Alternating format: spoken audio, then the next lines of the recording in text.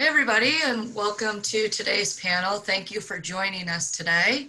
We're excited to talk about data today, what it is, where it is, how you use it, especially in today's work environment. So if anyone has any question as we go along, please chime in using the Q&A. I'm Christy, I'll be moderating today's event. So I'll also be looking at those questions that come in and plugging those in as they seem appropriate. So before we get started with the questions that I've got for the panel today, I'd like everyone to go around and introduce yourself, say who you are, where you're from, your role, and if you have a fun fact you want to share or why you're passionate about data, please share that with the audience. So Sean, we'll go ahead and start with you. Yeah, sure. I'm Sean Ferrel. I'm the founder of Managed Solutions. So IT company at best, we're really about outsourcing IT, but really focused on getting companies into cloud. And really, the data that's rich, as we call it, taking that data and doing good stuff with it.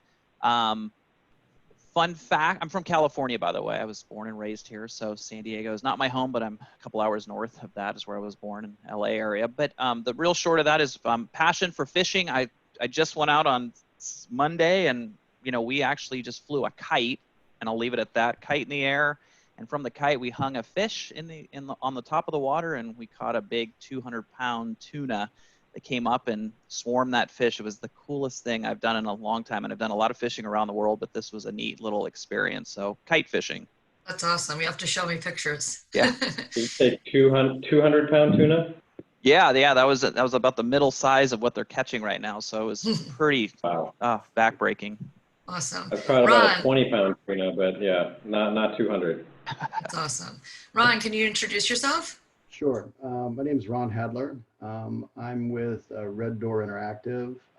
My title is Senior Director of Marketing Technology.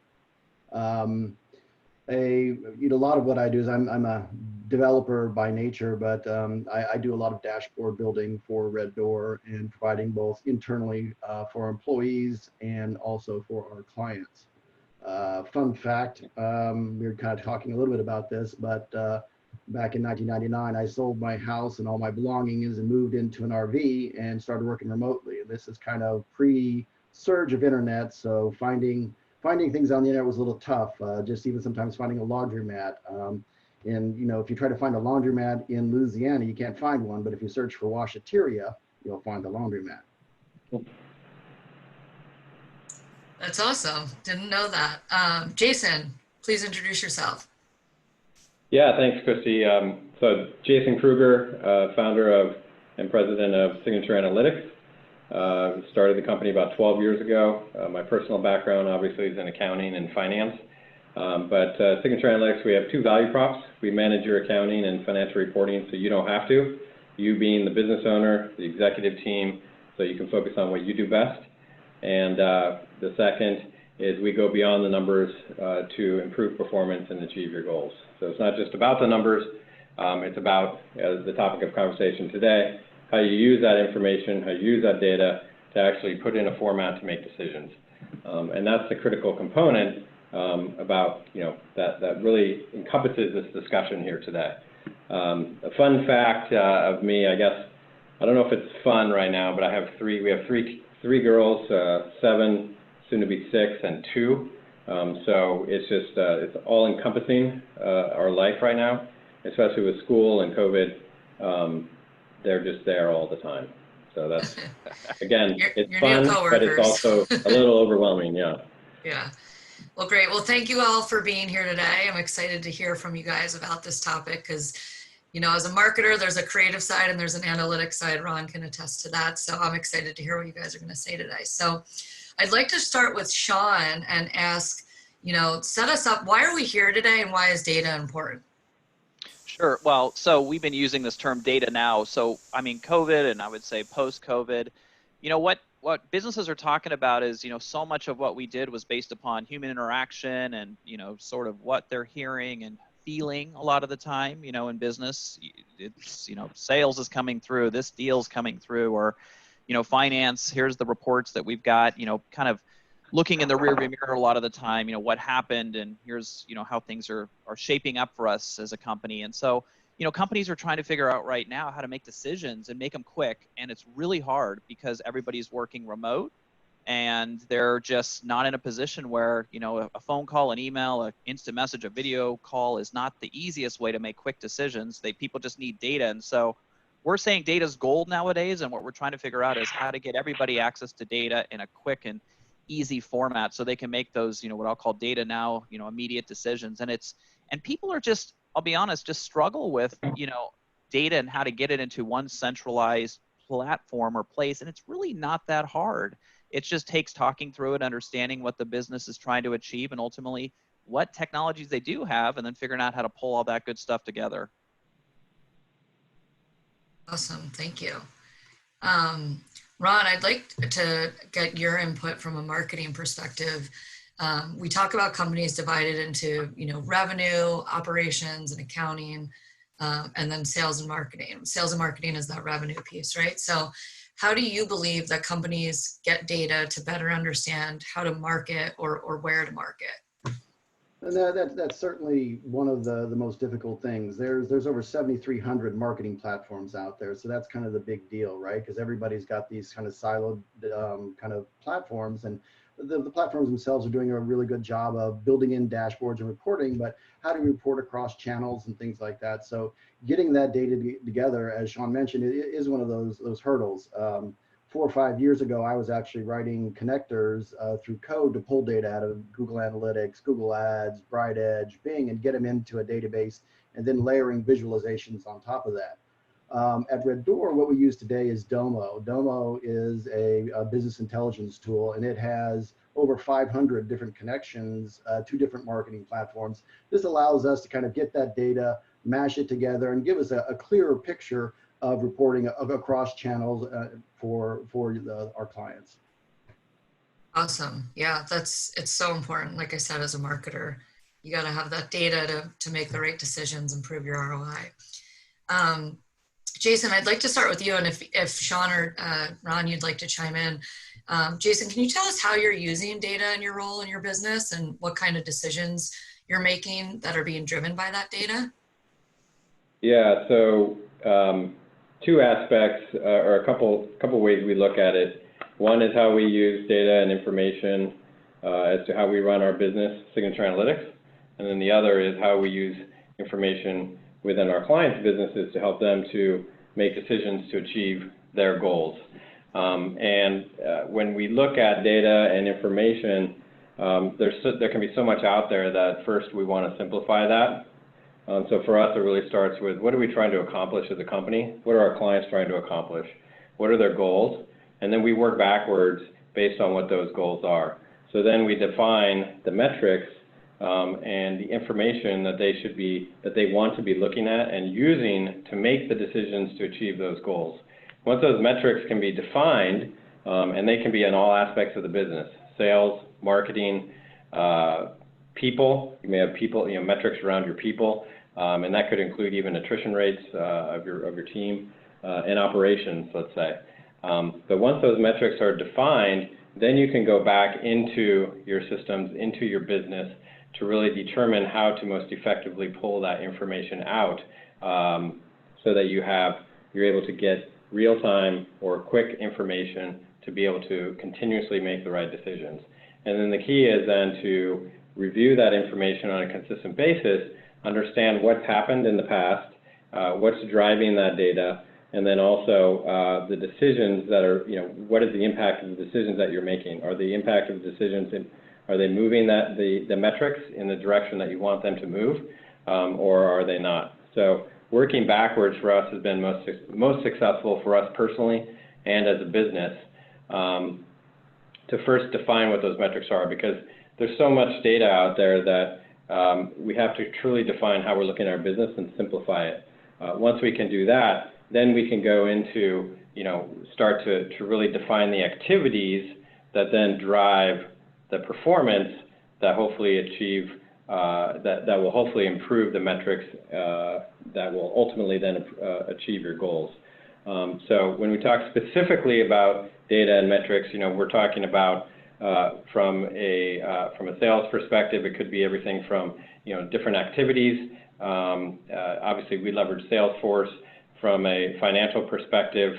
It's, the key metrics might be gross margin, understanding inventory turnover ratios, cash flows obviously is a big component of that. And then how do you pull that information out? And so we're able to actually go into our client's ERP system and into other aspects of other systems that they may have and pull that information into one simple dashboard that gives them that visibility to use that. So it erases all that behind the scene clutter so they can actually use and see that information effectively. Awesome. Yeah, you mentioned working backwards from the goal, and I think that's a great way to approach it. Sean or Ron, is that typically how you guys are doing it in your roles, or do you have a different approach? Absolutely. I think that's super key, right? As Jason mentioned, everybody's kind of drowning in data, and it's never a lack of we don't have enough data. It's we have too much, and how do you get to the right data? And having those KPIs defined is that starting point. And I would say that's more important to do that than even looking at the data prior to that, because if you get the key stakeholders together, define those data points or KPIs or key business questions that you want to report on, and then you try and see, does the data support those questions? Because that lets you know, do you have data quality issues? Can you look those up? Can you refine those, resolve those? Or do you need to go out and solve a problem to get the data to answer those questions? No. Yeah, and I mentioned, I'll add one more quick point. I mentioned, gross, your margin of your business. Well, what we want to do potentially is dig into the business and say, okay, well, what if you have multiple product lines? How do we understand the margin by product line? And then from there, we can determine, okay, what's most profitable?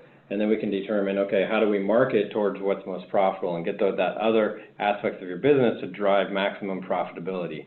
And so if you have the information in a position to report off of that, you can actually pull that information out to make better decisions in your business.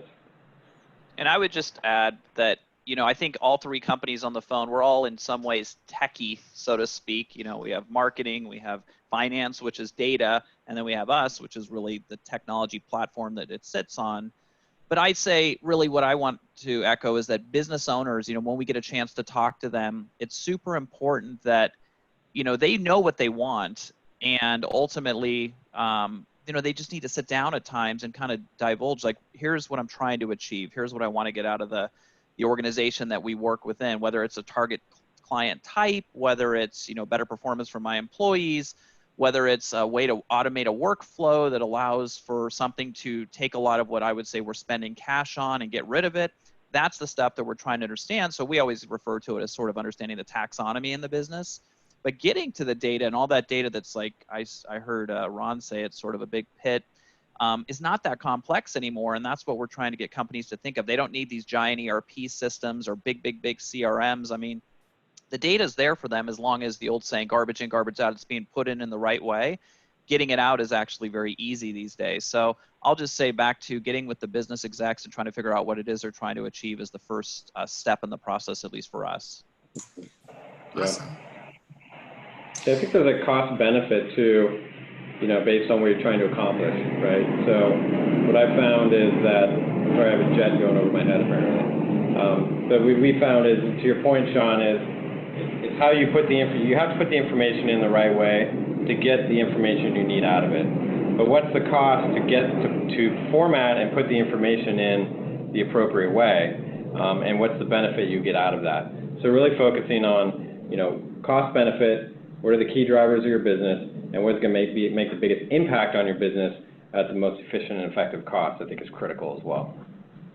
You did a great job teeing up my next question, Jason. Sorry, I jumped ahead. No, that's all right. We'll start with Sean, but I'd like you all to jump in if you'd have something to add. So you guys kind of started talking about this, but Sean, how does the mix of financial data mixed with the technology really tell your business story?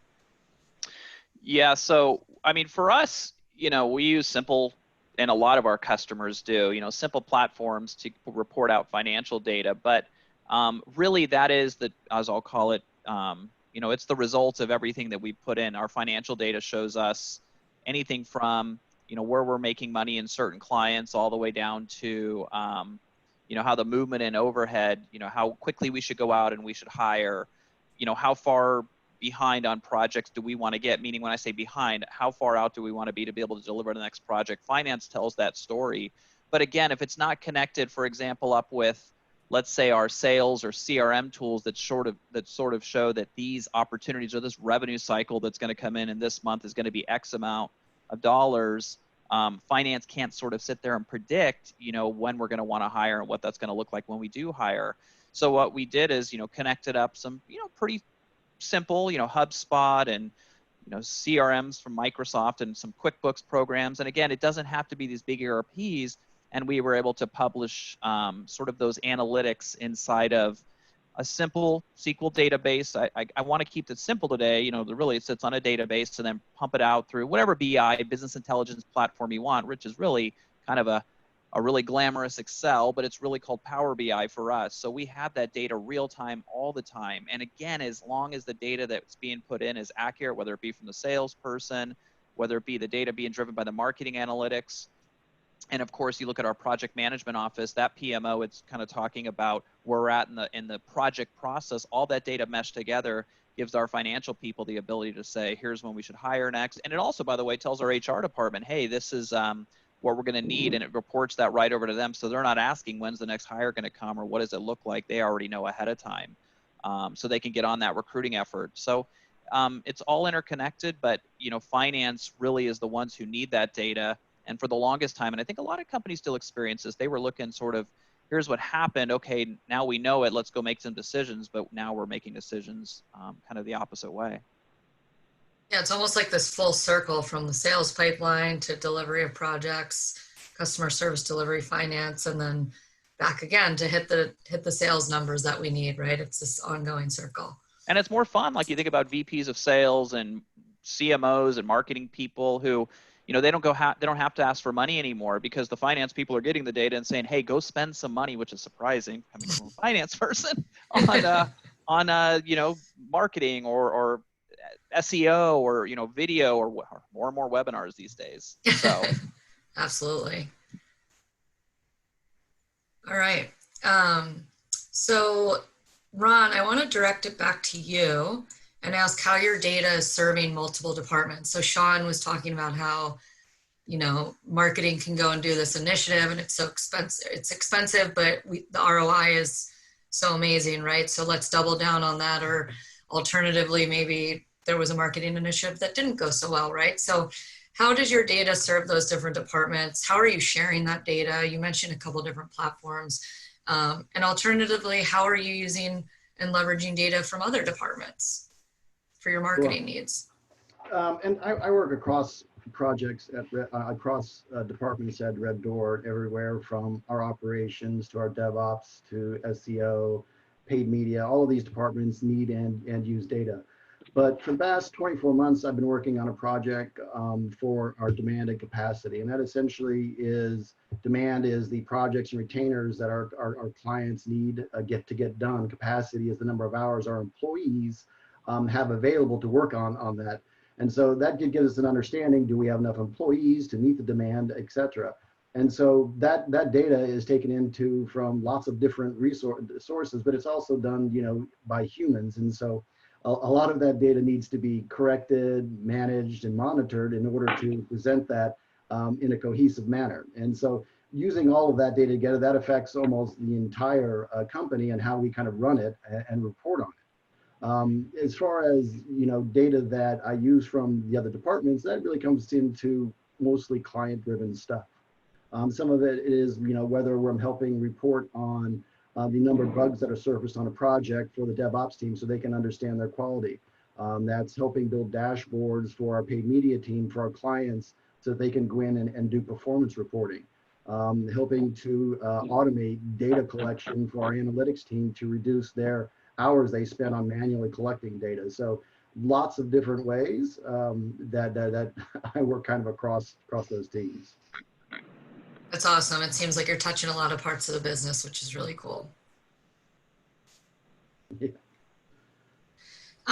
So Jason, let's bring it back to you and talk about customers a little bit now. How is the data that you're using impacting your service delivery to your customers?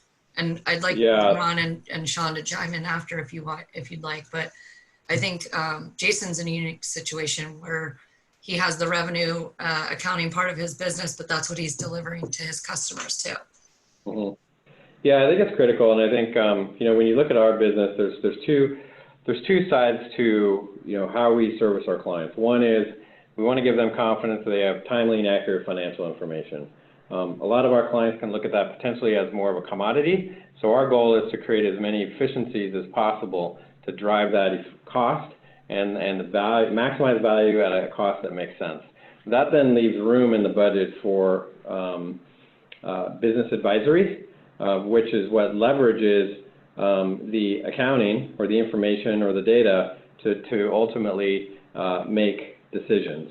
And so when the first step that we take with our clients is what we talked about before, which is goal development. So understanding where do you want to go, what are you trying to accomplish, and then let's customize the reporting infrastructure to ensure that we're getting the right information to achieve the goals that we're trying to accomplish. Once we can develop that reporting infrastructure, then we can establish what the day-to-day accounting looks like, how things are being entered. As Sean mentioned before, it's critical that information is entered appropriately to be able to produce the desired results. If that information is not entered appropriately or in the right format, you're not going to get the data that you need. So process is critical, and the more and more that we dig into things, we look at process, technology, people, and the reporting infrastructure. And so it's critical to define that reporting infrastructure that drives everything. From there, then we talk about, okay, well, how regular should we be looking, how frequent should we be looking at this information? We have monthly financial review, but sometimes that's, monthly, right? So even if we close the books on the 10th of the month, we're still getting information and data sometimes up to 45 days later. So then what can we drive, what information can we drive and data can we drive throughout the month at the frequency level that management needs to make the right decisions? And that's where with companies that have inventory or use a system that we can help them to better understand some of their operational metrics that are flowing through their inventory processes to create efficiencies, to maximize the inventory levels or minimize the inventory levels that they should have within their business. So we're going to pull that information to give them real-time dashboards or reports that ties into their ERP system, for example, or if they don't have an ERP, we can even work with systems like a QuickBooks or something like that, or their inventory management system, whatever they may have, we can work with that. But it's really understanding, hey, how frequent, what's the baseline of information we need to see? How frequent is that? And then how do we define that to ultimately be able to make decisions? And then to Ron and Sean's points earlier, it's not necessarily getting the data, it's simplifying it and then making decisions off of that. And then be able to understand the decision that I made, how did that impact the actual information and the data so that I can actually continue to improve upon that as I move forward. And that, I think, is the critical component. Revisiting the information, the trends, the data that you've produced to be able to make decisions that continuously improve your business so that you're moving forward. That's a really great point. I want to, Ron, you mentioned a lot about building dashboards internally and externally for your clients. How often are you reviewing that data with your customers? And I assume that's helping with the retention of these customers too, of like, hey, here's the work we put in and here's the output. So how often are you reviewing that with your customers? All over the place. Sometimes, we do monthly reporting, and so, we're building up for a monthly reporting and giving things like that. Sometimes we're managing that data for understanding performance on a paid media campaign. So we're reviewing that hourly or daily to understand, do we need to make adjustments? Sometimes, and a lot of times, we build dashboards that'll self-service. So we allow those clients to log in and look at that data themselves. What I prefer to do is kind of do by exception. So I set alerts on the data. So has it reached a certain threshold or go below that threshold, then I get an alert so I can look at the data. Having to constantly go in and look at reporting is not how I kind of really kind of aim to do that. I prefer to review by exception versus just knowing I have to review it on a daily or weekly basis. I like that approach. I think it's interesting, and it's really not a one size fits all, right? I mean, some things you want to look at daily, weekly, monthly, quarterly, even. So, Sean, how are we using data for customers at Managed Solution? Yeah, I mean, number one thing we did, and Christy, you know this, we actually put, to Ron's point, sort of a real-time and set of dashboards into both our customers, and we can see that actually has what I'll call triggers or thresholds that get met, and ultimately it sends out, whether it be notifications via email or chat, that allow our customers and or us to see sort of what's happening in both their world and ours. So I think the AI and the analytics stuff that we've been able to put out there for our customers to be able to see, what we're doing, how we're performing is obviously what's feeding our value. A lot of them always ask, wow, it seems like things are really good with the technology. And I go, oh God, if you could just see the amount of tickets, especially with COVID, people are calling 24 hours a day, and we expect that to continue in the future. So the point is we're able to show what we've done and produce those results for them very quickly. But one thing I was going to touch on with all that we're talking about is that, getting to the data, Christy, it's not that difficult anymore. Back to, there's kind of a step process, understanding what the executives want or the KPIs are that they're trying to achieve, or objective key results is, if you want to call it that. They're talking more about, from the technology, marketing, accounting side, sort of, your people in your organization. They're talking about this concept of the citizen developer now, this person who can go in and there's tools that are out there that can connect the dots of all these programs and ultimately produce these outcomes, these results, these KPIs that we couldn't probably do as easily or as easy 10 years ago or even 5 years ago. So that's changed a ton. And I gotta say, taking some of that fear away from somebody who doesn't think they're technical and just sitting at a table and saying, hey, here's what I want, and here's the programs I use, and how do I go sort of connect it and then get it is not that complex anymore. So I don't want to see people like me, executives, steer away from that conversation when that data is right there at their fingertips. So that's been a more recent thing that I think a lot of companies are one, wanting to go out and get, which is more data, and then two, figuring out, wow, I kind of think more, I'm more technical than I thought I was. So anyway. Yeah, just to kind of climb on there for a point, Sean, I think that, that kind of that citizen, even data scientist is something that's coming about, right? Just to throw out some, some pretty easy tools. Google Data Studio is out there. It's free. It's available for anybody with a Google account. So it's pretty easy for somebody to get in there, manipulate the data a little bit, and throw some visualizations on top to do some pretty cool reporting in a very small amount of time. And then, when it comes to kind of that data science, the auto machine learning platforms are out there, whether it's from Microsoft, Google, or AWS, Amazon Web Services, that allows folks to kind of put the power of machine learning and do reporting. And that's also, very easy to use, doesn't, require an incredible technical background. And you can actually use the power of machine learning to really surface some insights that would take, thousands of hours to do. Yep. Yep. Yeah, that's a good point. I mean, technology should allow for increased efficiency in whatever aspect of your business. And so there's so much information that, historically, many years in the past, maybe had to have been entered manually, can now be entered, instantaneously. And so, in all aspects of the business, we want to make sure that we are continuing to be as efficient as possible and leverage the right technology that makes sense for your business. Sometimes, individuals might be afraid of technology, or maybe you're trying to implement technology that is above and beyond what you really need. So really make sure it's right. You don't want to spend money, spend cost, time, effort on something that you're not going to use appropriately. But making sure that you leverage the right technology, create efficiencies in your business.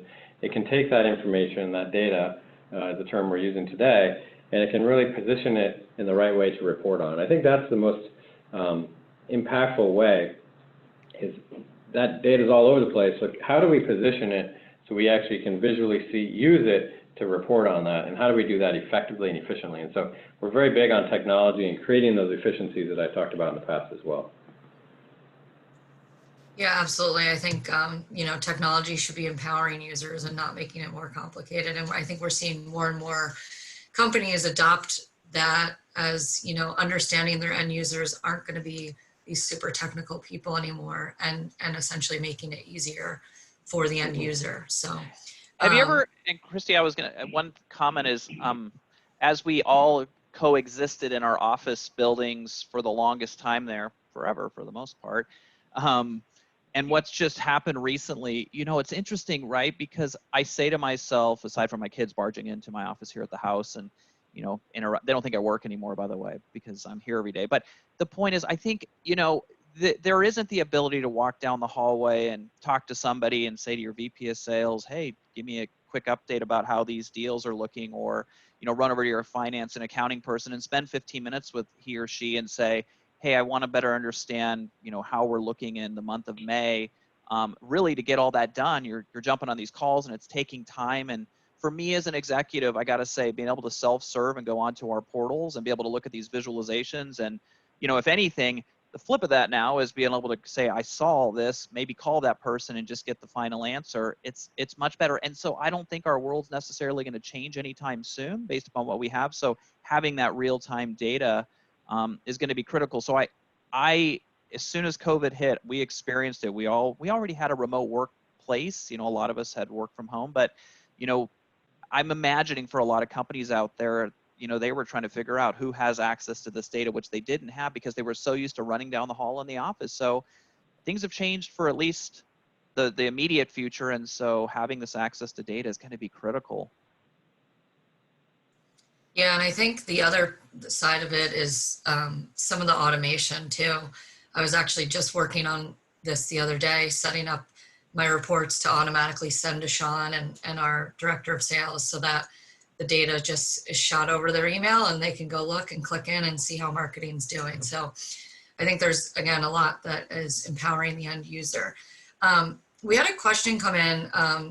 It came in when Jason was talking before about, you know, always being, you know, looking at the data, not being skeptical necessarily, but you know, making sure that it's accurate, right? And that's tough sometimes. Sean mentioned garbage in, garbage out, right? So the question is, how often should you revisit looking at the data to make sure it's good and to make sure it's accurate? Or do you guys have some sort of checkpoints throughout time that you're looking at this data to ensure its accuracy? Can you guys touch on that? Maybe Jason, we'll start with you since you initially brought it up. Yeah, well, from a financial perspective, it's pretty straightforward because we have processes, procedures that we put in place. Everything from the day-to-day, if you're talking about accounting and financial information and data, everything from the day-to-day processes and procedures, the month-end close process, and the reporting process.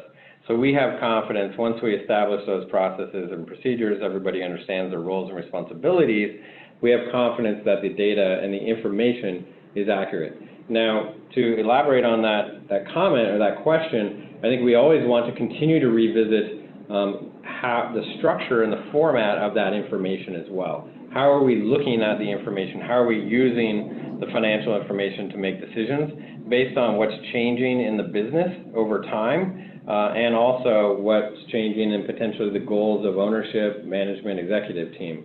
And so we're always looking and tweaking. Once we establish that first financial reporting structure, as I mentioned before, that's just version 1.0. And over time, we're continuing to revisit that and tweak that based on constant conversations, constant discussions about what we're trying to accomplish.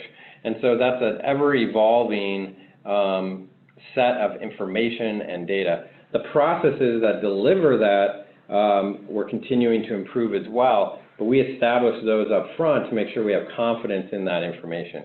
And I would suspect with Sean and Ron, that information, or, you know, you apply those same principles likely to, you know, outside of finance, but also into marketing, into IT, is making sure that you have the right processes up front to give you confidence, and then manage and tweak and update based on what's happening within the business from there. Yeah, absolutely right. Putting in those processes is definitely, the way to kind of head that off. One of the things it's really service and data quality management is an entire field by itself, and there's lots of processes and things like that to how to address data quality. But what we've noticed is just that when it comes to visualizations that we're reporting on, sometimes we'll have 1.5 to 2 times the amount of visualizations to report on data quality for those supporting those visualizations, which I found to be an interesting evolution of our data dashboard building. Is that we make the ability for making sure they're adhering to processes, making sure they are doing things, because let's face it, humans make mistakes, and no matter how much software we have in there, we have to kind of manage those mistakes. And so we manage basically data quality using data visualizations. And so that's how we can end up keeping all of that data in line and making it of a very high quality. Yeah, I'm going to add that. Oh, go ahead, Sean. I was just going to say, I can give you 2 examples on both on a customer level for us really quick, and then on the internal side. So on the internal side, back to what I think Ron said earlier, for us, it's triggers. We actually don't really have a schedule per se. We have our daily scrums, and we try to do everything as a human being to make sure that we're in tune with what's going on with one another. But as an example, when COVID hit, we have our AI and machine learning tools that are looking at tickets that flow into our system every single day, times a day, how many, what type. And so we'll get new notifications on a daily basis when we hit a certain threshold that say, hey, we seem to be from, it was interesting, Memorial Day actually was a day that we were all off. In some ways, our help desk was still working, and we had a huge influx of tickets towards the evening. So we started looking at times and shifts to be able to, quote unquote, I guess, hire in and staff up people. So we had to have that information based upon these triggers very quickly. On a customer level, it was interesting, and I won't go into the name, a very famous beer company everybody knows, if they're into IPAs. And so very short story was everything shifted for this company where people weren't buying because restaurants and bars kegs anymore. And so the whole canning and bottling of beers became the big thing, but they had to shift so fast. So when we build out the dashboards for them, trying to figure out where the orders are coming in from, they realized very quickly within almost a week that the whole model had to shift. So manufacturing had to go to work very quickly. So that was where just having those triggers that came at us really fast, we were able to give feedback to the owners and say, here's kind of what we see and where you guys need to better produce. So we see it on both sides. Yeah, I have a question maybe for Ron and Sean. So from our own experience, and I'm sure a number of the individuals in the audience are probably feeling the same way. So CRM system, right? So that can, we use Salesforce, can be just a black hole of information, right? We spent a lot of time and effort a couple of years ago really clearly defining our sales process, how we leverage Salesforce, the metrics that we're using, the reporting, the dashboards, et cetera, our activities and how we're using it. But even with that, there's constant upkeep to ensure that you have relevant information. We probably still only use 5% of Salesforce total capacity, if that, because there's just, you could probably take over the world with Salesforce. So when you talk to, and I'm sure you guys work within that environment, do you have any tips for companies or individuals to streamline their CRM process so that it just doesn't become just a major black hole? Oh, if I had the answer to that, Jason. Because we've talked about, what goes in is what comes out, right? So how do you maintain that process so that you actually always feel that you have good data? And we go through, and we probably annually we do a major scrub, right? But there's probably better ways to approach that as well. And then the thing about Salesforce is that everybody's got a different implementation, right? So it's very, very much customized to how you use it, what your processes are, and that's the beauty of Salesforce. It allows you to do all of that sort of work. And the way that we do it, internally at Red Door is that we report on that data. Are they filling in the right fields? Did they put in the right format for those fields? Because Salesforce may not provide the right validation for that, or it's too expensive to program Salesforce, but it's easier just to pull that data in the API and then report on it using a visualization tool. That's how we kind of keep everybody in line and make sure the data is entered.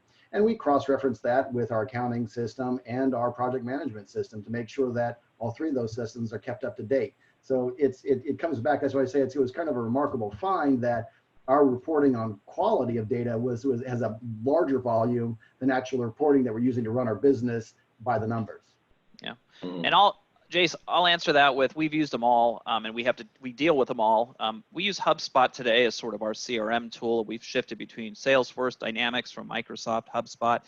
And to your point, I think they're all, there's a consumption gap, they call it, in consuming technology. There's so many features and there's only so much the human being can take in.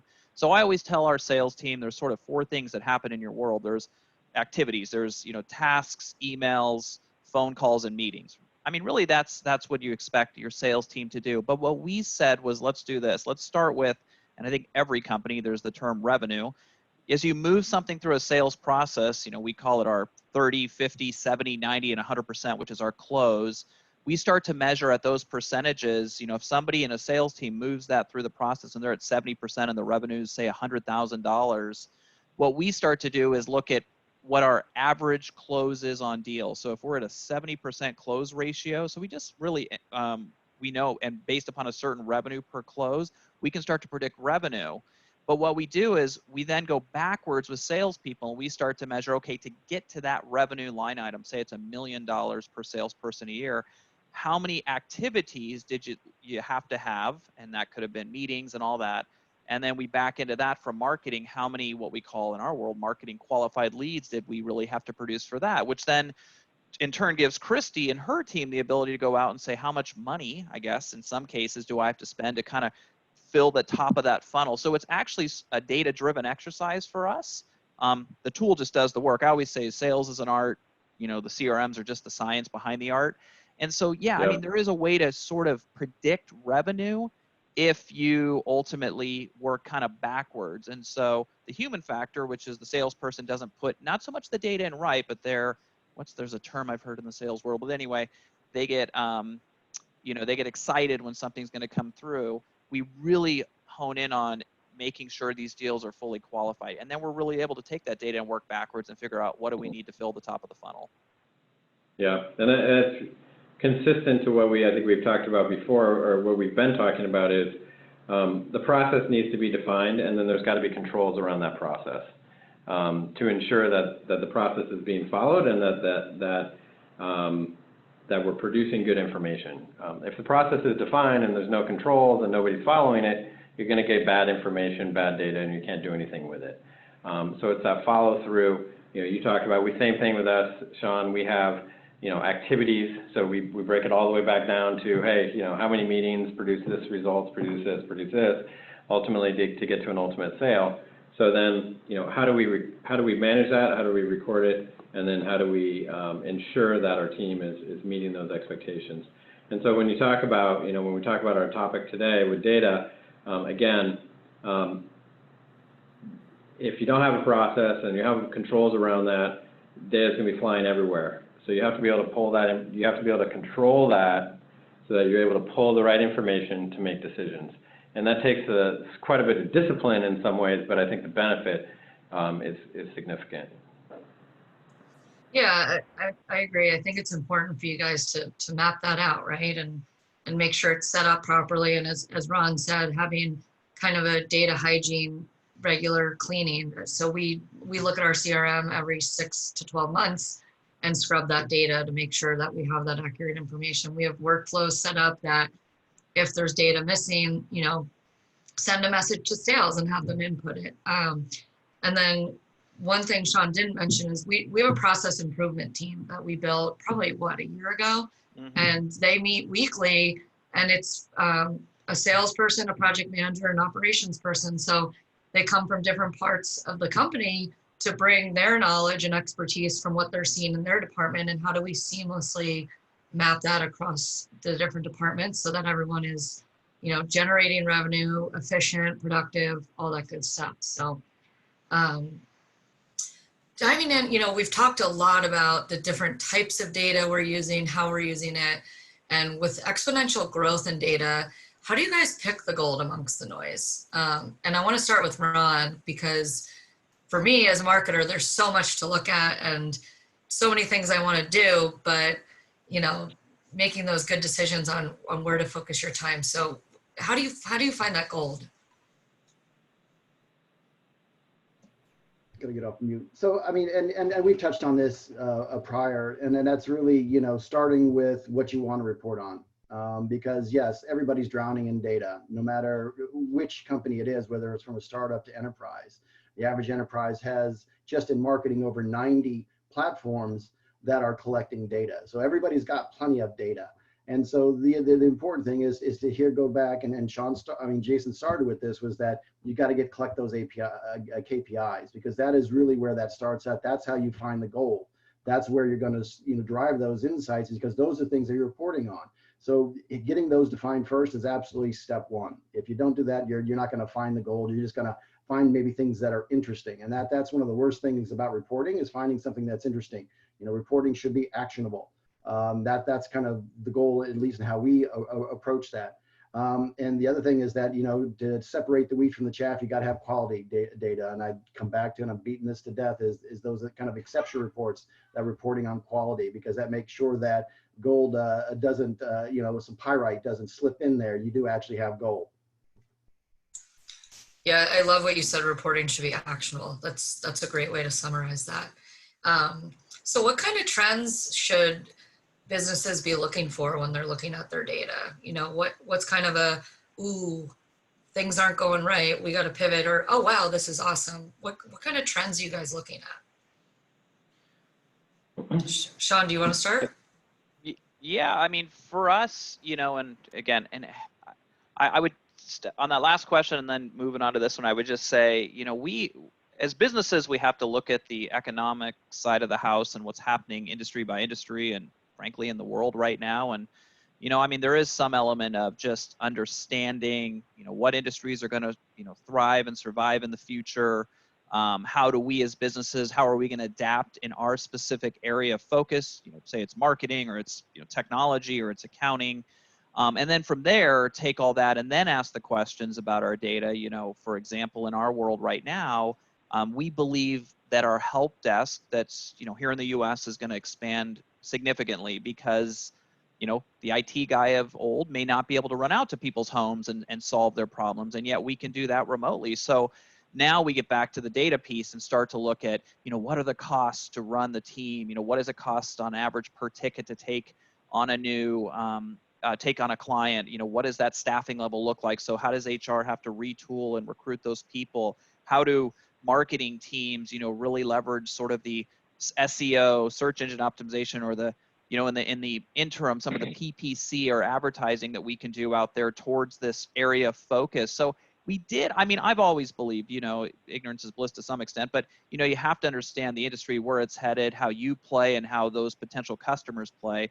And we've had to pivot a ton in terms of, you know, many companies, so sad, but have had some struggles in the last few months and may in the future.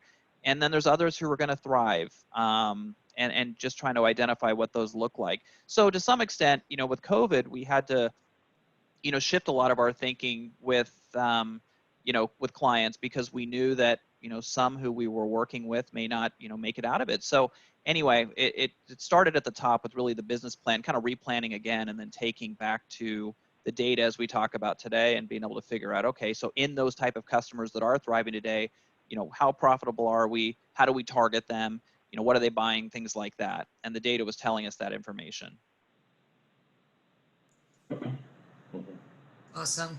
So I probably have a little bit to add on to there. So Yeah, go ahead, please. I would say that, you know, really customer segmentation is pretty hot, and then being able to kind of get, you know, your customers that you're marketing to down to specifics. A lot of times, you know, if you're working with Google Ads or Facebook, kind of that lookalike audiences, you take a list that you've gotten before that was successful, you upload them to those platforms, and they'll produce a lookalike audience. You market to the folks that are most likely to buy. But, you know, we're actually kind of taking those a little bit step further. Now we're starting to take a look at our audiences, and we're looking at think-alike audiences, psychological profiles, getting folks who not just, you know, might buy based upon, you know, things that they've talked about, but they're their psychological profiles, and bringing those together, and to be able to kind of market that. What colors will they respond to the best in order to put that buy button on there? So I think those are kind of where we're going with data and how we're using it to improve customer segmentation. Yeah, the psychology behind it is pretty interesting. So, That's red hot stuff. yeah.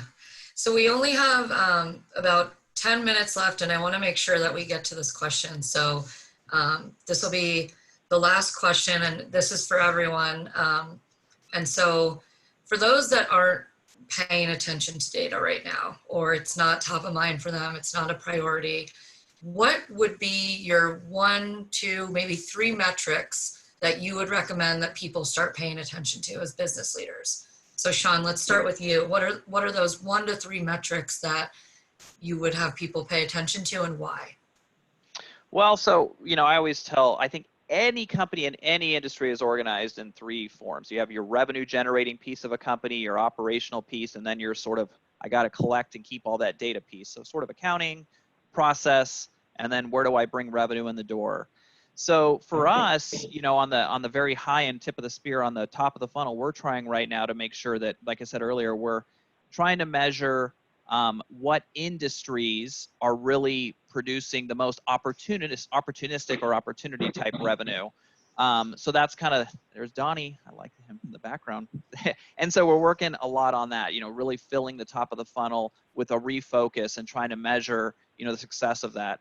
On the on the process side, we're in the middle there, or operations side, what we're trying to focus on is efficiency. I think a lot of companies through this pandemic and then into the future have realized, wow, I can potentially operate more efficiently with less people and more data. So we're looking at, we talked a little bit about our tool that we're looking at for help desk tickets and how many are coming in and what types they are and what type of skill sets we need to hire and how many tickets a person on average can handle at a certain skill level. So that's been big for us over the last 3 months because we've had to run very efficiently. And then on the finance side, kind of the collecting of that, we're looking at our cash and making sure that collections are good. And, we continue to balance that really always challenging cash flow is cash is king, as they say. So we're looking at that on a daily basis to see what comes in. And so those daily triggers that I get to show, updates, cash flow, all that stuff, super important, because one of the things that I believe in as a business owner is that when there's sort of a big, as I'll call it, a fire going on in the world, and we're this, so to speak, seedling out there in the forest, to me it's really big opportunity for us. So I want to be really diligent about cash and collections and growth and have that revenue, so when we, so to speak, start to open up and come out of this to some extent, we can really go out there and expand and really take advantage of the market. I mean, I'm not a cutthroat business guy, but ultimately I think it's important that we are strategic about how we collect monies and get stuff, get ready to get back into an open market here in the next, we'll see how many odd months, but that's what we're really measuring right now and looking at. Awesome. So cash flow, productivity, and sales pipeline.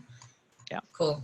All right, Ron, how about you? What are your top 1 to 3 metrics that you would tell people to start paying attention to right now if they're not? Yeah, and here again, I don't have much to add to kind of where Sean was heading with a lot of that, and I think it's really dependent upon what size of business are. Where are you in your data journey? Because it's something like a startup, you're not really going to pay attention to revenue as much as they're going to pay attention to widening and making sure they have a large audience. They're going to spend a lot more money at the top of that funnel. I think it's going to really kind of depend where you are on your data journey, where you're on your data roadmap, in order to pay attention to those. He's got the fundamentals, and I can't add much to that. That's a good point, though, the size of business and where they're at. Are they just getting started, or have they been around 50 years? That's actually going to make a big difference on what they're looking at. Jason, do you have anything to add? Maybe you could be more specific on the accounting side, but whatever you'd like to add. Yeah. Yeah, I think going back to what Sean said, cash is king. I think cash visibility is critical, especially in, potentially uncertain times. So the number one thing that with the COVID situation that we did is we circled back with every single one of our clients and said, hey, one, let's make sure based on what's happening, we understand what your cash flow is, this week, right? Are there going to be significant impacts as a result of COVID that could impact your business significantly today? Once we had assurance that we have visibility there, then it's okay, now do we have visibility into cash flow moving forward over next week and future months, and then ultimately for the, over the next year. And that's where the budgeting process that I'll talk about in a second gets to. But once you have visibility into cash flow, in times of uncertainty like this, then you can start with different types of scenario planning. Well, with COVID, we don't know what's happening. So, let's, in a general term, let's, pick a good, bad, neutral, and good scenario. And let's model that out and let's determine what impacts those scenarios have on our business and on our cash flow, what decisions that we might have to make as a result of the scenarios that we find ourselves in. And a lot of those, that determines what you might have to do with employees and personnel and, letting people go potentially. Or can you get around not having to let people go? So understanding cash flow is critical, especially in uncertain times like this. So that's number one. I think the other piece that's also critical is, and this ties into cash flow, is the budgeting process. So I would say most companies or most companies in small mid-size don't actually produce an annual budget. And when they do, they produce the budget and then they don't really ever use it or look at it again. But if you produce the budget in the appropriate manner, you're also taking input and information from sales, from operations. And that information from sales and operations has underlying information that shows how they drive those numbers and that information as well. And then ultimately the budget then should tie into what your projected cash flow ultimately will be. So that as you move through the year, you can compare where you're at to where your budget was. And if you're tracking well, you have confidence that, hey, this is what my cash flow is, this is what my profitability should be as I look forward throughout the year. If you're not, that gives you the opportunity to tweak and make decisions and say, okay, hey, based on where I'm at now, this is now the impact of where my cash may be in future months. So I need to make some decisions to either improve that or to accelerate what we're already trying to accomplish, because we have things are going good right now. So I'd say the budgeting process is big, because not only does it give you a snapshot of where you feel that you'll be, it's a comparison point. It allows you to understand the trends of the business and the potential seasonality, and it also forces, if you do it right, forces all aspects of your business, from sales, operations, marketing, to really dig deep and determine, okay, how am I, what's driving my business and what's driving these numbers from the bottom up. A budget isn't simply taking last year's numbers and saying, hey, we're going to grow 10% and then increasing next year's revenue by 10%. It starts at the bottom. It starts at the guts of the business and builds its way up and say, okay, based on what we feel we can do in sales and marketing, because of these metrics and because of these activities and because of this number of individuals in our sales team, that's going to drive X number of new revenue per month.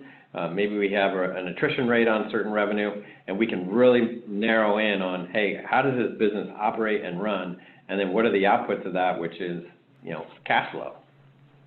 Awesome. Yeah, well said, Jason. Thank you for that. So, well, that's all the questions we have time for today for our panel.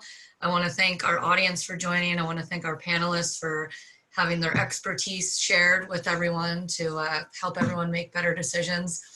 I know we talked a lot about a lot of different data pieces today. We talked about a lot of tools from Domo and Google Data Studio, Power BI, Salesforce, all that great stuff. So if anyone has any questions on, the different technology that they should be looking at to help leverage these data tools, let us know. If you have questions on, how to go about your market strategy, Ron is awesome with that. And, if you need help with your budgeting, as Jason just said, how important that is, we've got people to help you out. So we appreciate you guys being here today. We will send out the recording to everyone on the call, and we hope we see you next time. So thanks again, everyone, for joining us, and have a great Wednesday.